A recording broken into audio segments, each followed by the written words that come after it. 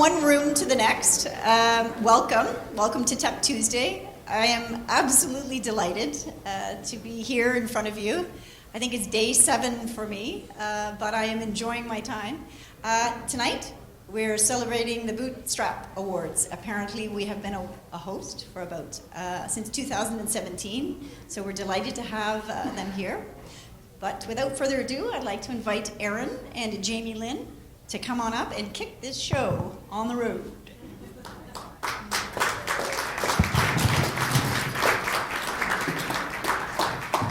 Thank you, Veronica, and welcome to Tech Tuesday. Welcome to the 2023 Bootstrap Awards. I'm Erin Engelhardt from the Ottawa Network. And I'm Jamie Lynn Kraft, principal with intellectual property law firm Smart & Bigger, and we're just so honored to welcome you to tonight's awards program. The Bootstrap Awards were created to recognize the outstanding achievements of early-stage companies in all industries, both for-profit and not-for-profit, and across a range of distinct criteria-based categories that have bootstrapped their growth with limited outside funding and achieved commercial success. A big thank you to our community partners, Invest Ottawa, the Ottawa Business Journal, Tech Tuesday, and Wesley Clover for supporting and for hosting this event this evening. We really couldn't do it without you. We'd also like to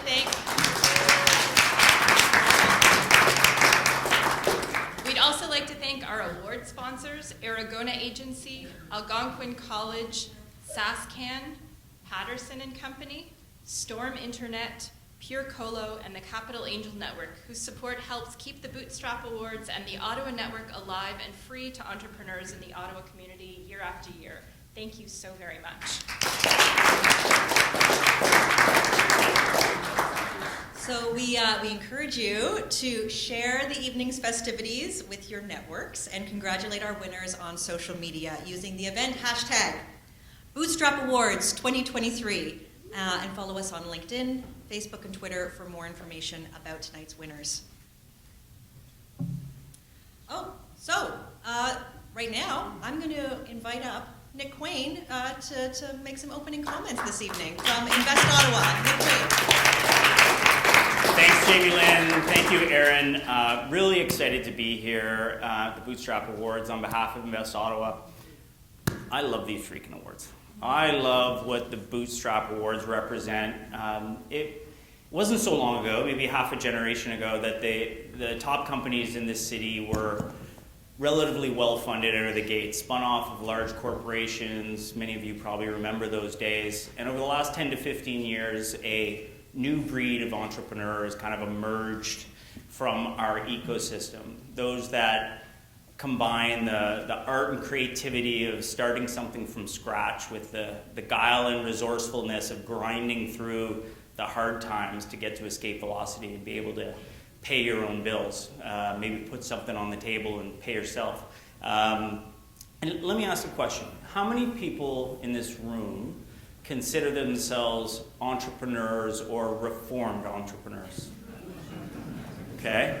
How many of you would have bootstrapped a company to over $100,000? How many to over $500,000? Okay, how many over $1 million? There are a lot of hands here, and I asked that question for a reason. I had the pleasure of being out for dinner a couple of weeks ago with 9 CEOs of some of the top scaling companies in the city. 6 of them had raised capital, 3 of them were bootstrapping. All of them were between, say, $3 million in revenue and $30 million in revenue. And we're sort of thinking we've got the 3 bootstrappers and we've got the 6 companies that raised money. But as we went around the table and everyone told their story, realized that 8 of the 9 CEOs of those companies, they had bootstrapped over $1 million. Like 8 out of the 9. There's this standard kind of like playbook that's happening here. And what was most fascinating is one of them, said, "Wait a second, that is unbelievable," because I just closed my, I spent the last year closing my Series B of investment, and as I told my story, without fail, U.S. investors would stop him and say, "Wait," at the point where he told them he bootstrapped over $1 million. The U.S. investor would be like, wait, stop. What do you mean you bootstrapped to over $1 million? How did you do this? Like, why would you do this? And he would explain, I had a side hustle, I had a job, I borrowed some money. We have something called IRAP and SRED. We cobble it all together and built this company. He's like, that's crazy. That is a unicorn. And here we were sitting at a table with 8 or 9 are these unicorns by this U.S. investor's perspective, and here we are in a room with more than 10 of them. I mean, if I went to Costco right now, there'd be a dude with 12-pack of socks who bootstrapped over $1 million. There's like everywhere in this city, in this ecosystem, it's really become to epitomize what the Ottawa ecosystem is. And these awards really kind of shine a light on that playbook of what some of our most successful companies are growing. And not all of them are going to bootstrap all the way. Some of them will raise money. Some of them may get to a point where they're quite happy with that level, and there's nothing wrong with that. Different strokes for different folks. But I love what this awards show represents, and being able to shine a light on all of these amazing entrepreneurs that you'll get to hear some of their stories. So I'm looking forward to coming back in a little bit where I get a chance to ask some questions and we can all hear about their journey. And I want to take an opportunity to thank Wesley Clover, everyone involved with doing this event, all of the sponsors, Aaron and Jamie Lynn. They do an absolutely amazing job, and it's absolutely our honor to be part of this event. Thank you.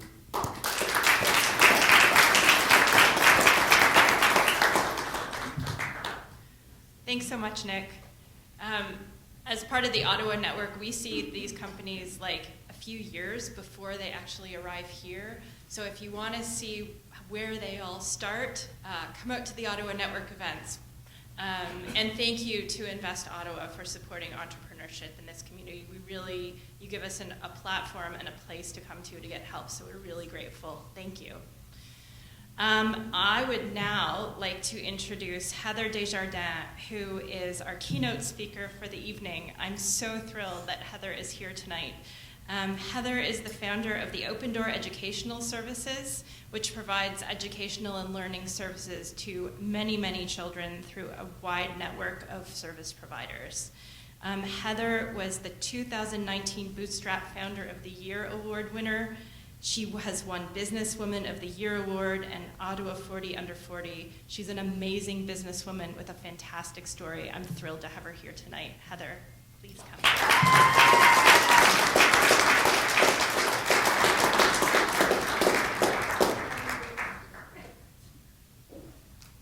Thank you so much. All right, my little emergency notes up here.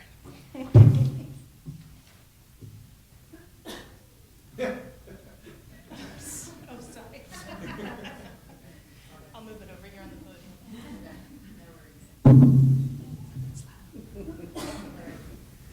All right. So, it's funny. When you're a teacher and you reach the position of head of special education, people think you should feel lucky to have reached that point. You wouldn't just walk away from it. But I did. Now, don't get me wrong. I was absolutely blessed to have a job that was so close to my heart. My days were spent with the rewarding experience of helping students with learning disabilities like dyslexia. But somewhere along the way, something started to shift. See, I was always researching, finding out new ways to be able to help my students. But as I studied, I kept uncovering increasingly upsetting realities. Things like just how many students with learning disabilities are never identified. And of those who are identified, only a fraction actually receive help that works with the way that they learn. Students with undiagnosed learning disabilities, that can lead to dropouts, unemployment or low income, and severe mental health struggles. Just to name a few. What you're saying. Can you guys hear me?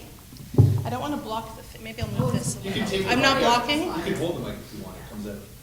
Are we good? Can you guys hear me? All right, there we go. Yes, so just to name a few of the issues that there can be for students who never received that diagnosis. One day, it was just this switch that flipped. I knew the path for so many struggling students could be changed with just a little bit of support, awareness, and the right kind of programming. That's when I knew I had to leave the job that I loved so much and start my business. And it was scary. Has anyone here ever had one of those moments where you just know there is something you have to take on, even though it is going to put you so far out of your comfort zone that your comfort zone is just going to be a tiny little blip on the horizon behind you? I can see some of you know exactly what I'm talking about, and it's scary. Well, there are a lot of ups and downs for surviving the entrepreneurial journey. Survival tip number 1, you have to know your why. Maybe your why is your reason for starting your business, as it was for me, but maybe you started your business for more practical reasons, like you lost your job and you need a source of income. There is nothing wrong with that, but you do need to have or create a why that can be that North Star, a goal ahead of you to be striving towards. And even more importantly, your why has to be something that matters to you, something that matters enough to sustain you through those hard times that are going to inevitably come. All right, so let me tell you what happened next. So I gave my notice, I left my job, and I immediately figured out I had no idea what I was doing.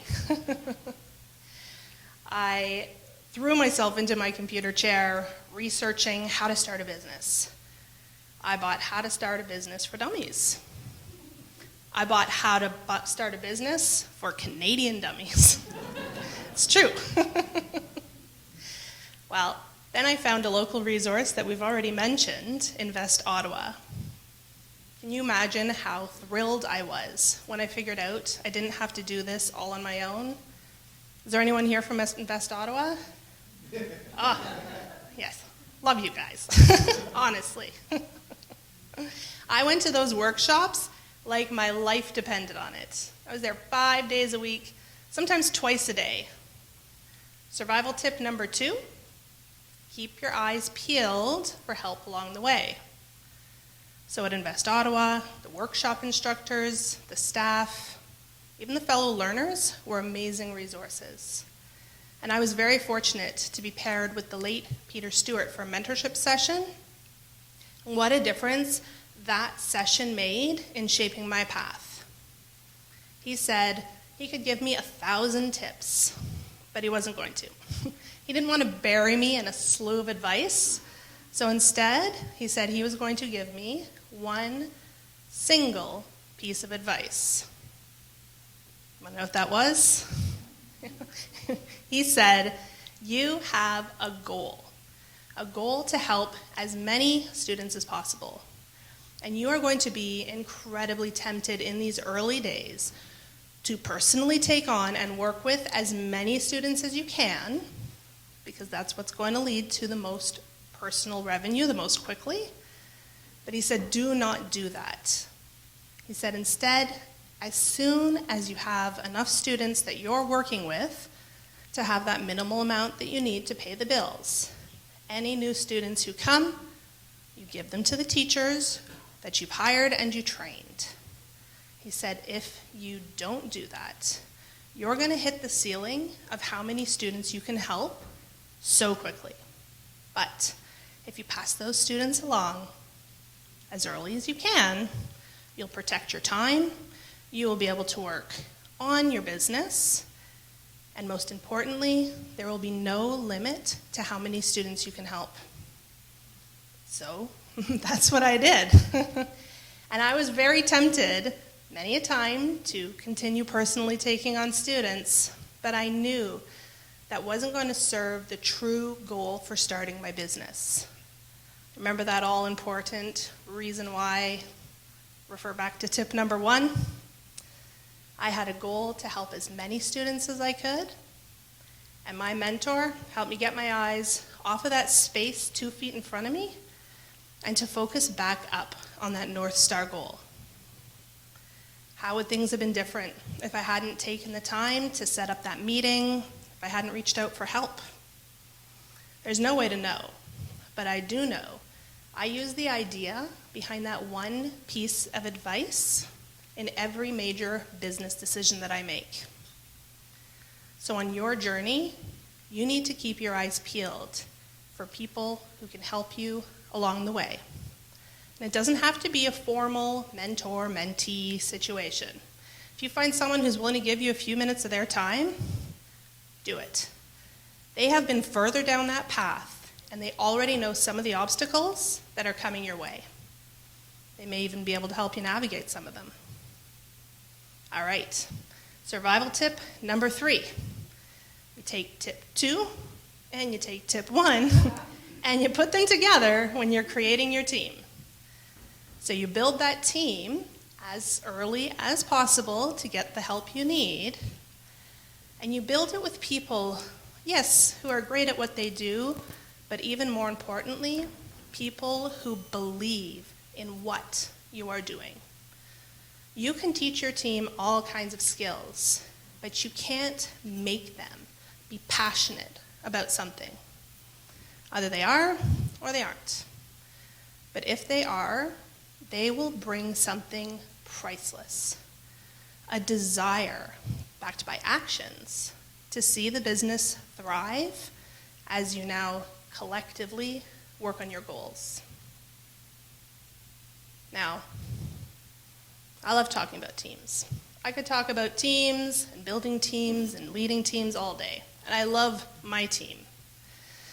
And I do hate to break it to you, but the best team in the entire world is already spoken for. Sorry, it's true. Now, they do bring a lot to the table, but honestly, it is their dedication to our vision and their dedication to our students that just puts them over the top. Although we know even the best teams can't stop the challenges from coming. Is there any entrepreneurs here who ever have one of those days? You know what I'm talking about. One of those days where you long for the simplicity and the security of a 9-to-5. Personally, I do fantasize. I fantasize about working in a quiet little dusty bookshop with some cats roaming around. Preach. And this is so true. But we don't do that. We don't quit. What do? We persevere. We pull ourselves up by our bootstraps, sometimes pulling so hard that they rip right off, but we don't give up. It has been 10 years since that switch flipped and I started the Open Door. Today, we've helped over 1,000 students spanning 3 continents learn how to read and spell. The journey has not been easy, but I am grateful for every step of it because it's brought me to where I am today. And remember that if you have a passion and it's enough to drive you to take action and you have your why, even if you don't know your how, you take that leap and push through the obstacles. You keep your why front of mind, seek out help along the way, and you build the team who shares your vision with these 3 things: determination and the right mindset. You can make a difference, and you will achieve your dream.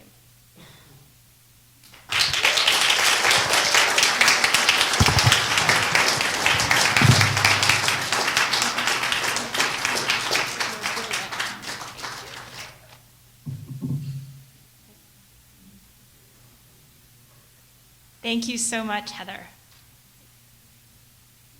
All right, we are ready to begin with the awards portion of the evening. It's my experience that Ottawa business people are humble way too humble. But when we saw the applicants for this year's awards, we were totally blown away, and we think you will be too. There are amazing companies in Ottawa, some of whom you have never heard of, that have gone global, all while bootstrapping and being scrappy, which seems to be in our nature, and we've been very successful. The results these companies have had are truly amazing. And I think this speaks volumes about the Ottawa innovation community and our growth over the years. I'm incredibly proud to call Ottawa home, and I know that my firm, Smart & Bigger, is as well. So without further ado, let's present the awards. That's why we're all here, right? So how is this going to happen? Okay, so for each award, we're going to invite up one of our sponsors to speak about the award winner and present it. So we're going to start off with the Green Award.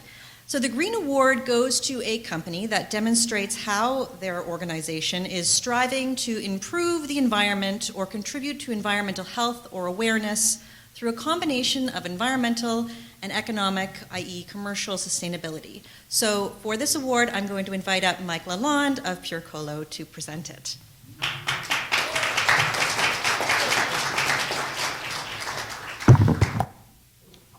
Did I hit it? Oh, perfect. I don't even need. What am I doing? Come on. You all know I talk way too loudly for this.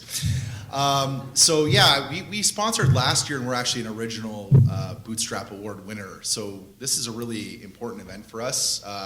Ottawa is a community, and specifically Canada North is an amazing community. So I'm just super thankful to be a part of that. Our winner tonight is. Are we allowed to say it right now? Yes. Okay, perfect. I thought I had to like kind of lead them in, like I'm gonna talk about the company and be like, oh, do I know who it is? Do I know who it is? Or okay, all right, fair enough. It's been a year, guys. Give me a break. So the winner tonight is Roco Industries, ROCO, and the C is capitalized. Ironically, you'll see well, actually ours is gone now, but our logo is actually the same. We have Pure Colo and the C is capitalized in the middle, so kind of fun coincidence there. So Roco Industries has developed and patented a new high-efficiency photovoltaic building product using plastics instead of tempered glass and metal to create a durable and solar energy collection system. In researching this a little bit, just to kind of be not an idiot on the topic, it's very similar to some of the high-end solar panels that you'll see Tesla producing now that are supposed to be the next wave of things of this nature, and so they've really hit the nail on the head a bit. They use plastics in the manufacturing of the photovoltaic cell, reducing the carbon manufacturing footprint by about 50% of a comparable solar PV module. It imparts a ruggedness that's actually above its competitors as well. It's very flexible. It allows for higher throughput in terms of manufacturing techniques and obviously lower cost production in that regard. And the cells are also fully recyclable and within the existing recycling infrastructure, which is actually really saying something because as somebody who learned a while back of how complicated the recycling system is. How many people in here know all the 6 levels of recycling and the different numbers on the bottom? Nobody knows them, right? So kudos to these folks. Roco has worked with Algonquin College to develop these prototypes and St. Lawrence College to develop these prototypes, the applications that will run them and so on. So they've involved the student community, which is also, I think, something very important. So let's hear it for Roco Industries and founder and CEO Roderick Costain for accepting the award.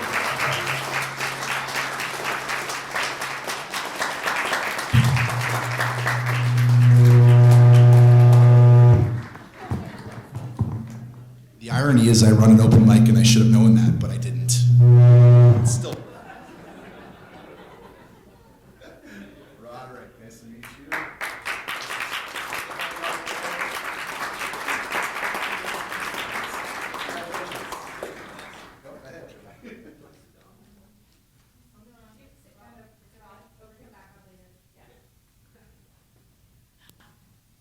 All right. Innovation Award winner demonstrates their company has applied scientific or engineering expertise and technology to solve a problem in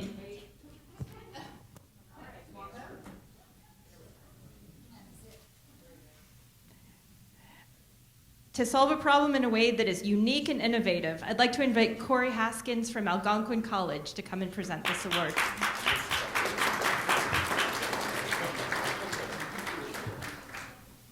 Thank you, Aaron. Algonquin College is really pleased to participate in this event.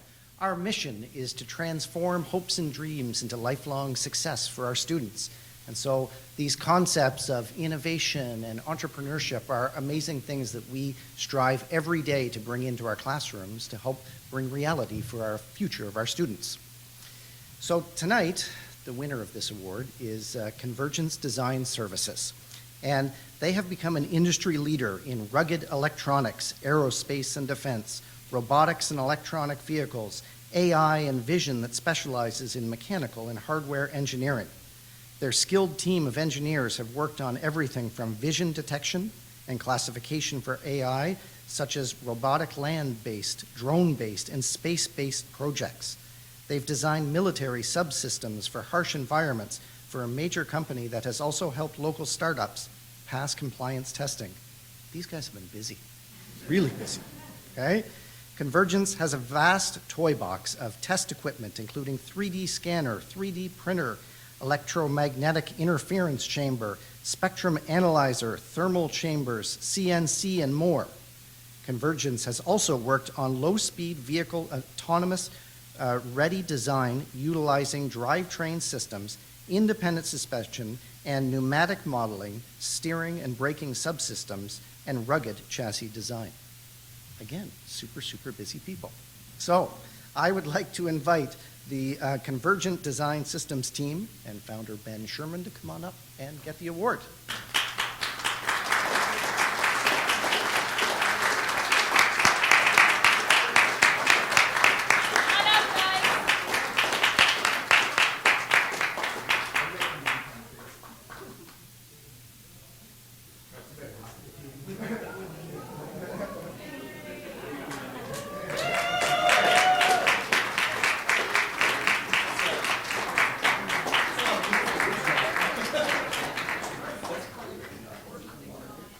Everybody come on over here so that we can get a picture of you. Great.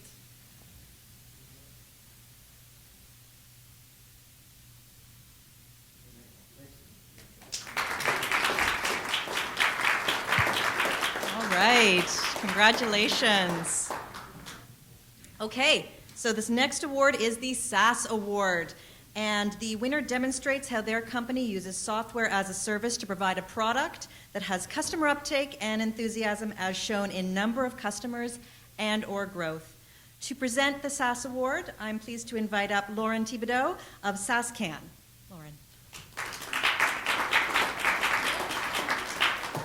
Thanks very much, and it's great to be here again this year. I came to this event for the first time last year and was blown away.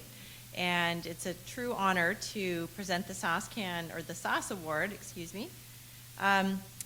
SASCAN helps startups just exactly about the stage that Counter Crisis is at through research and enablement at no charge to them.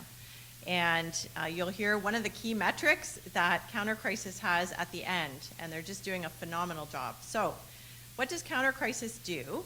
They provide solutions that help their customers prepare for crises. And those are not going down. Natural crises, man-made crises, on the rise. They've got a really big project underway right now with Public Safety Canada to build a national ground search and rescue incident command system. And what I love that they've done, especially about their software, is they integrate. They hook into existing cloud services providers that public safety organizations, emergency management groups, volunteer search and rescue crews use, which makes it really sticky. That's a fabulous thing to do as a SaaS company. You're hooked into all the other systems these companies are using. And what I was most excited and delighted and happy for you at Counter Crisis for is you have a runway to pay your bills out till June of next year. Like, that's the envy of so many in the room. So congratulations. Their two co-founders are here tonight, Dawn and Melanie Williams, and I understand, Dawn, you're going to come up and accept the award. Thank you. Got this.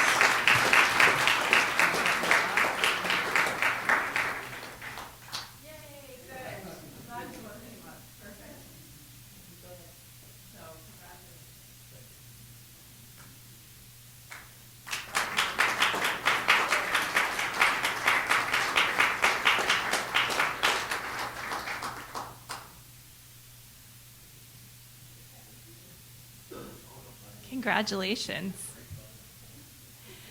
The Marketing Award winner demonstrates how they used innovative marketing strategies to attract media attention and stakeholder involvement while cost-effectively acquiring customers and clients. I'd like to invite Irshad Hashim from Smart & Bigger to present the award on behalf of the Aragona Agency.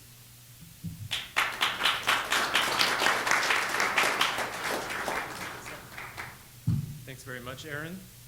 This is my first year at the Bootstrap Awards, and I'm just loving the energy right now. So the award for the marketing today goes to FanSaves. That's a platform that gives fans discounts and deals from the sponsors and affiliated brands of their favorite teams, organizations, and communities. Paper coupons in the game day program or for in-game activations are a thing of the past.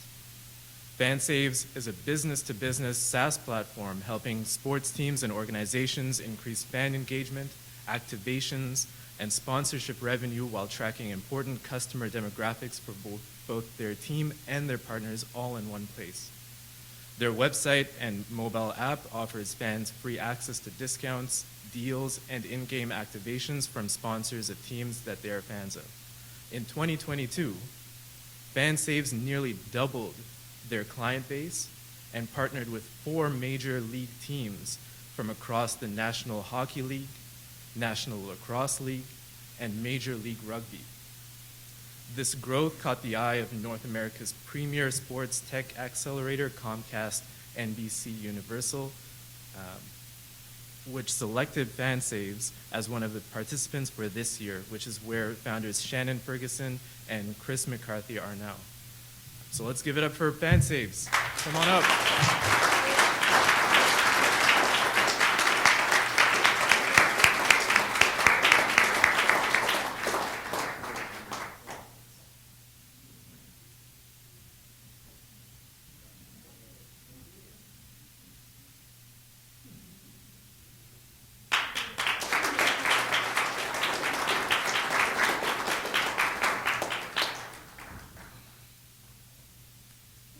Next, we have the Bootstrap Capital Award. This winner demonstrates their ability to self-finance and bootstrap their enterprise with limited or no help from angel or venture capital investors, and to grow their business while remaining economically viable and profitable. So to present this award, I'd like to invite up Sarwar Qureshi of the Patterson & Company Accountants.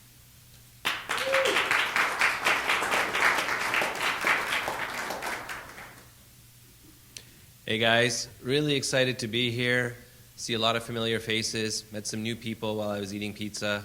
Can't beat that. As an accountant myself, I can really appreciate the Capital Award in particular because we're always stressing the numbers. So today we are here to award Northern Forge Studios, which operates in the video game industry, specifically mobile games. Their first product, OMA, blended modern-day technology with gameplay that matched the golden era of gaming and has almost reached 2 million downloads since launching 4 years ago. In November of 2022, their follow-up title, Hero of Athric, was launched to the Google Play Store and iOS App Store and is fast approaching the 1 million download milestone. The studio has customers in 230 countries around the world. With no external investment, the founders of Northern Forge assembled a team in the past year and launched an entirely new product that has reached the top 10 global, has reached top 10 globally and the top spot in Canada on Google Play.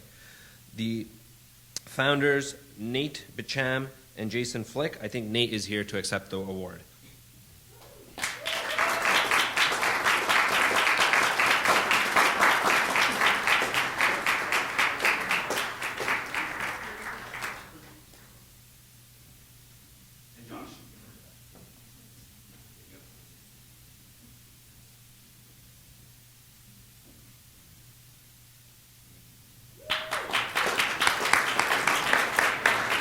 Congratulations. The Disruptor Award. I think this is my favorite.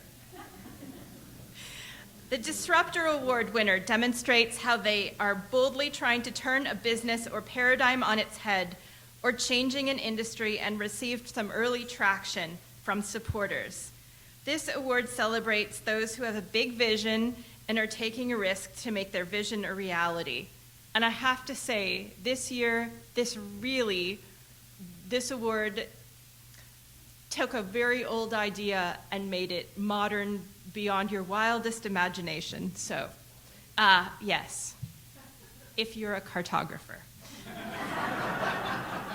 I'd like to invite, I'd like to invite Michelle Lalonde, not Mike Lalonde, Michelle from Storm Internet to present the award.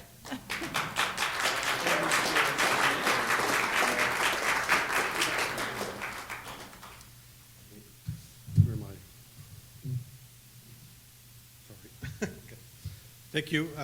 I'm with Storm Internet. We're a small WISP in the Ottawa area in Eastern Ontario, basically, supplying internet to rural Ontario. And I'm pretty happy to be here today to award this award because the map industry, I don't think I live my life without opening my map every day when I'm looking to see how I can connect customers, the topology maps and so that's where I'm glad to present the award to Map Sherpa.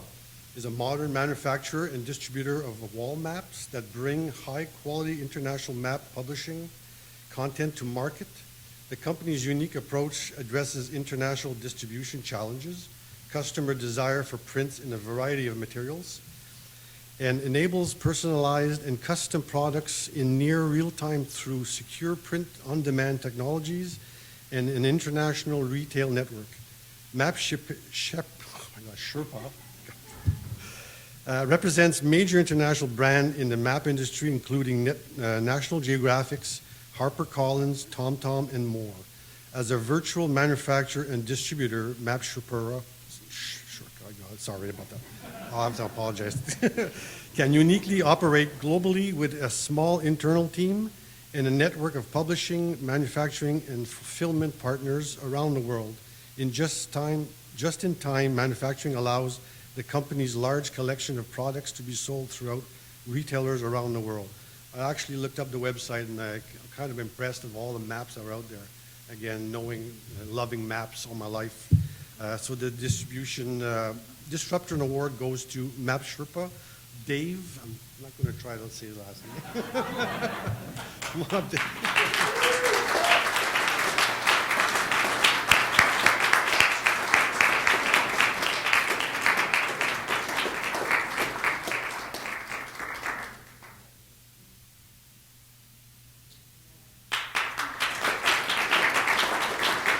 Congratulations. All right, the Community Impact Award goes to a company whose efforts or organization has had an impact on the community in terms of social good by improving diversity, providing a service or product to an underserved community, raising awareness of a cause or initiative through a unique event, campaign, or fundraising program, and by using innovative and/or entrepreneurial techniques. So I'd like to invite up Veronica Farmer of Wesley Clover to present the Community Impact Award.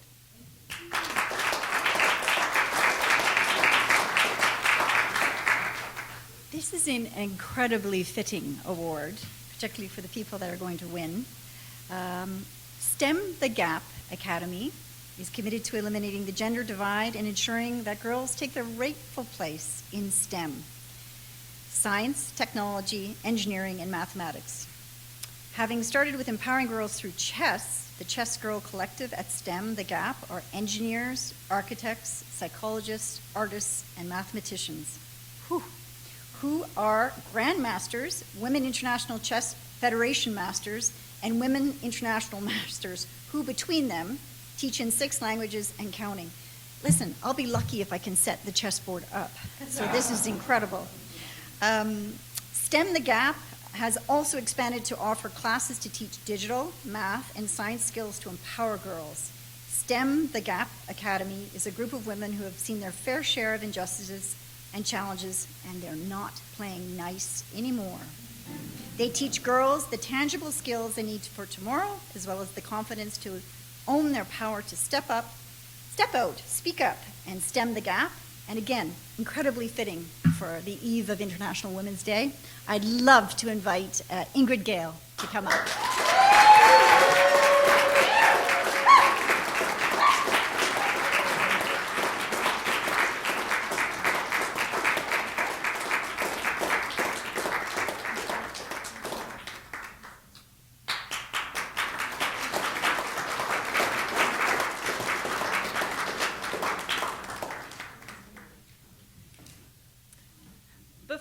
we present our final award of the evening, we wanted to take this opportunity to present a second Community Impact Award to someone who has contributed countless hours and energy towards building this community here at Tech Tuesday. Tonight, we are especially honored to present a Community Impact Award to Steve Langford,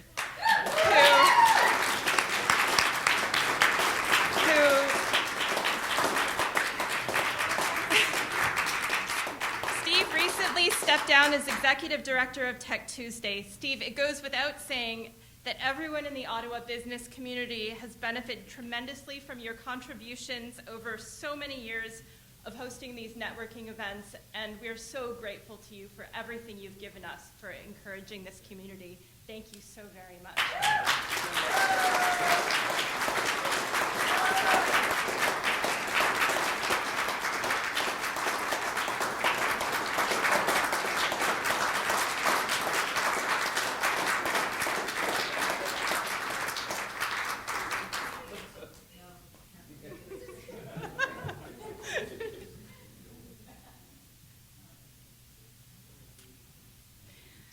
The Founder of the Year Award goes to an individual who has demonstrated exceptional leadership and ability to grow their company and build their business through stakeholder engagement and networking, and or shown themselves to be a leader and influencer in the business community, acting as a peer role model for other founders.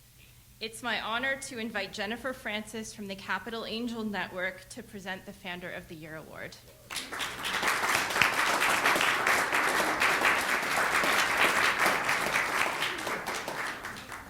So Capital Angel Network is the largest angel group in the region, and we've invested in over 160 different companies in the area, investing over $5 million a year. So we actually love companies that raise money. But we also love companies that bootstrap, as we like to support all entrepreneurs in the entrepreneurial ecosystem in the city. So I'm proud to be presenting the Founder of the Year Award for the Bootstraps. So I'll put on my glasses so I get it right. Otherwise, I could just butcher it. So FemAid is a pain management center for women, those assigned female at birth and those who have transitioned. The center offers allied healthcare services for mental and physical aspects of health, both for those in pain and those who are taking a proactive step towards their own health. By omitting the need for a doctor's referral and avoiding long wait times, patients are being seen and heard, provided with tools to manage their health and wellness. FemAid offers manual therapies such as acupuncture, massage therapy, physiotherapy, and pelvic floor therapy, lifestyle services such as naturopathic medicine, nutrition, and yoga, and mental health services such as psychotherapy, occupational therapy, peer support, and virtual and in-person support groups. FemAid also provides treatment opportunities through the FemAid Assistance Program to those who could not otherwise afford it. Starting with no financial assistance, FemAid was profitable within 10 months, which is pretty impressive, and has helped more than 400 patients since starting out in February of 2022. So pretty amazing progress in just a year and a couple of days. Pretty good. So I'm honored to present the Founder of the Year Award to Anusha Gandhi of FemAid.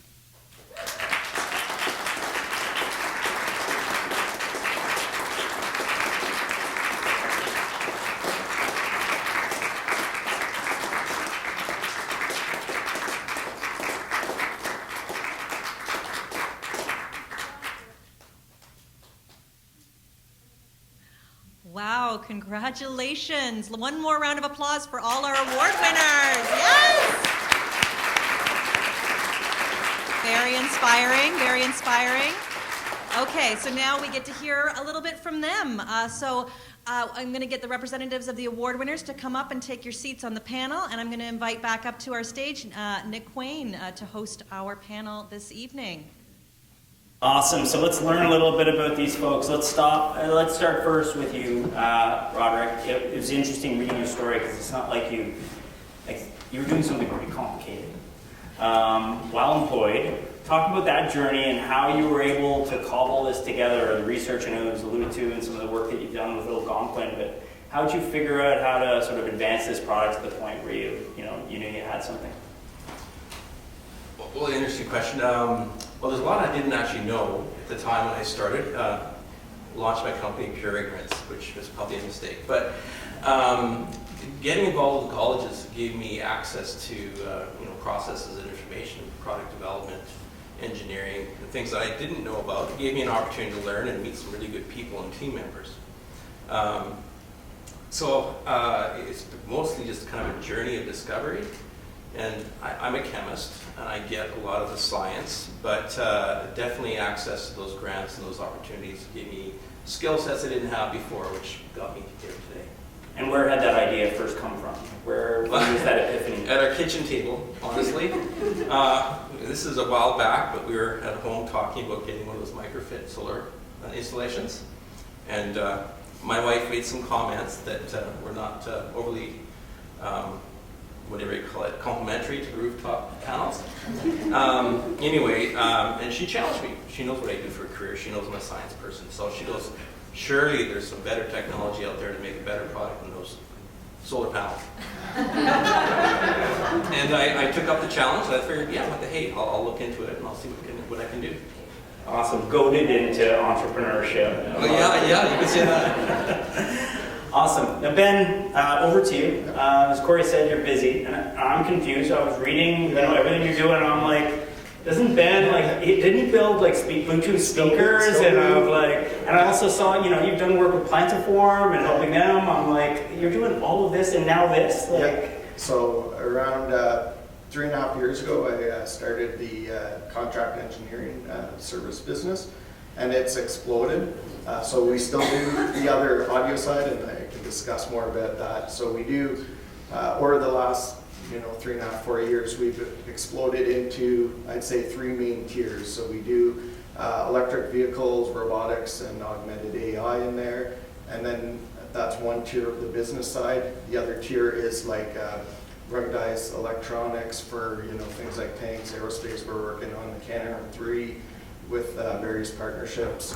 And then the other side, like we mentioned, is the audio side. So we do the high-end audio for both consumer electronics, but that has also morphed into some of the industrial applications as well. Awesome. And along the way, when did you realize, okay, I'm onto something that can apply to other industries? And did you dabble, or did you get pulled in? It's a bit of trial and error.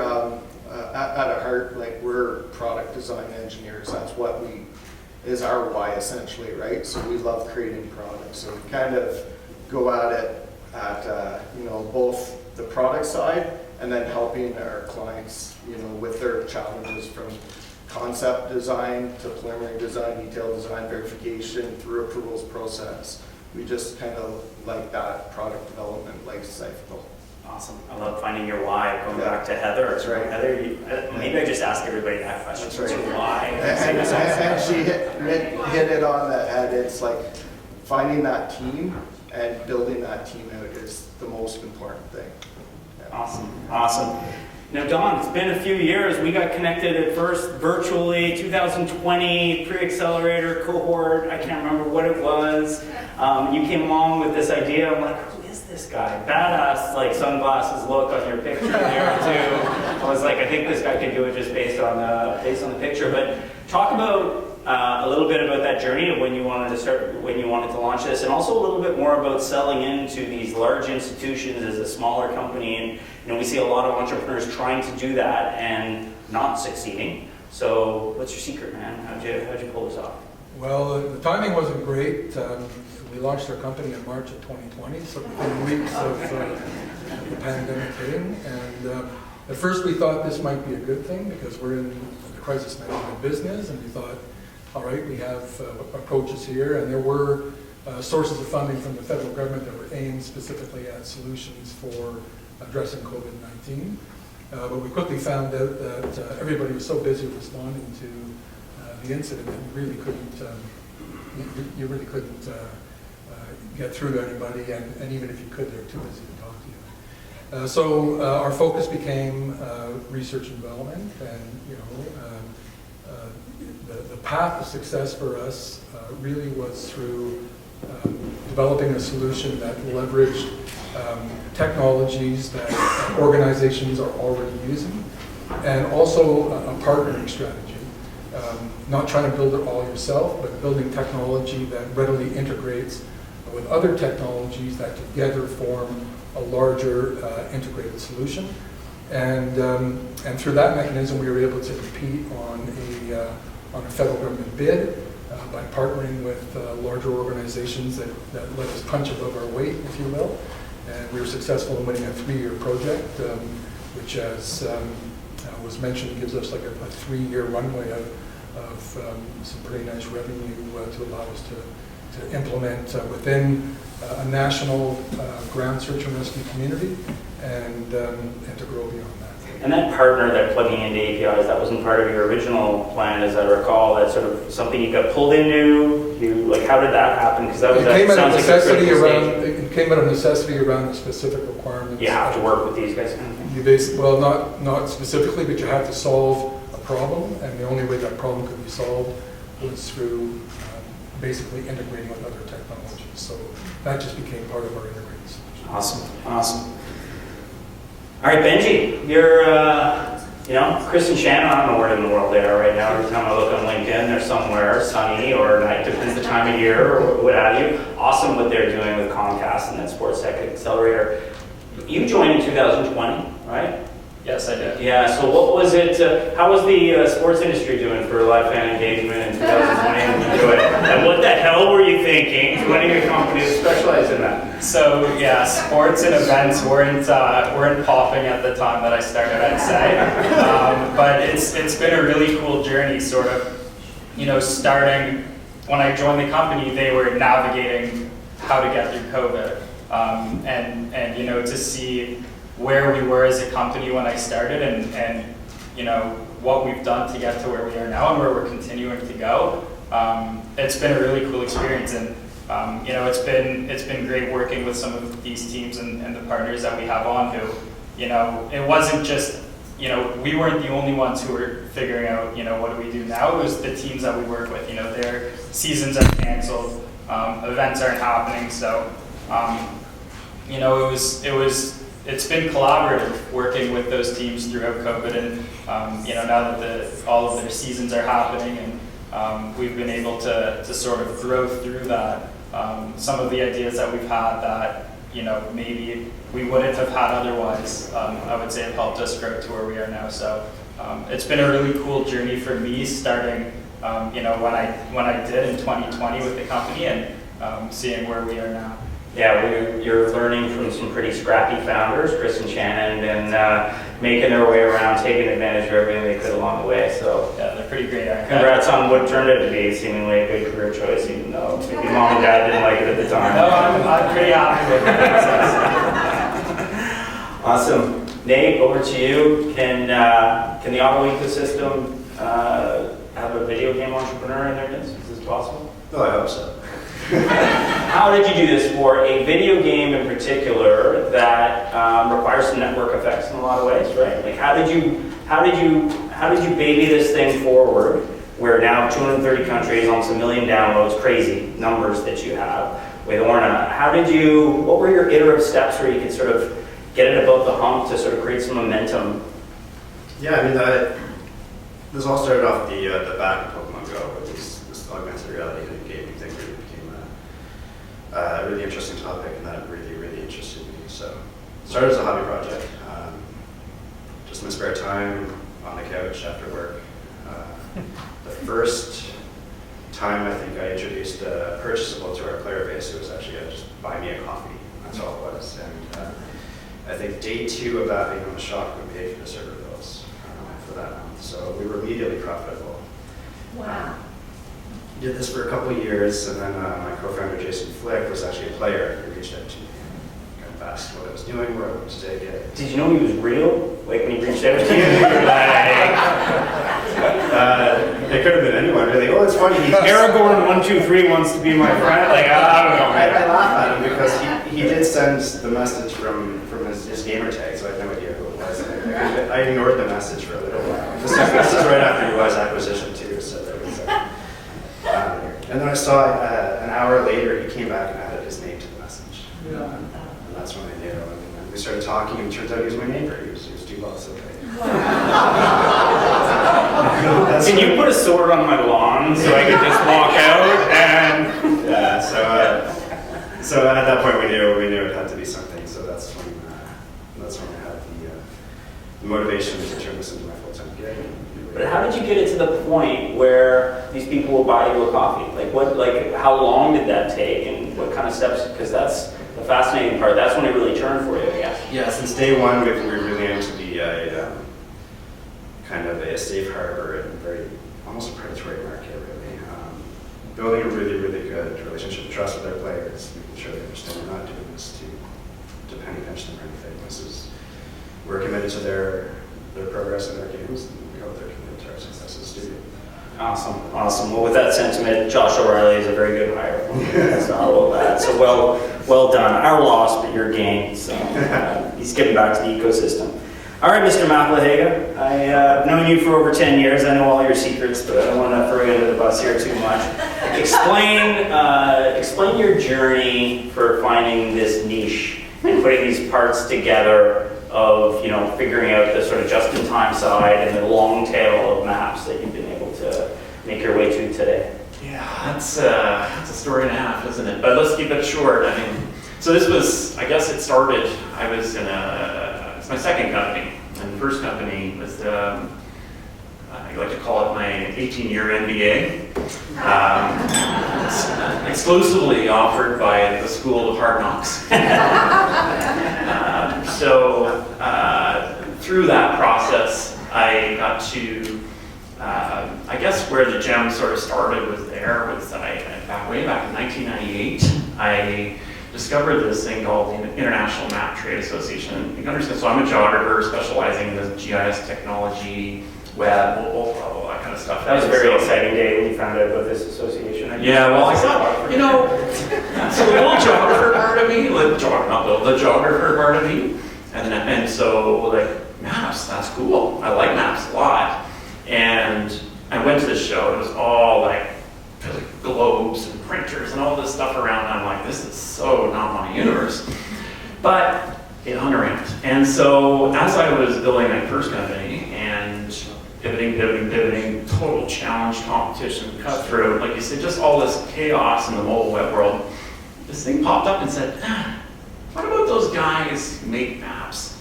I bet you they know a lot about product development, marketing, they have customers, like all this stuff. And I thought, I bet you they don't know much about technology. And I said, they're still going, there's a show, an event to go. And so I went there.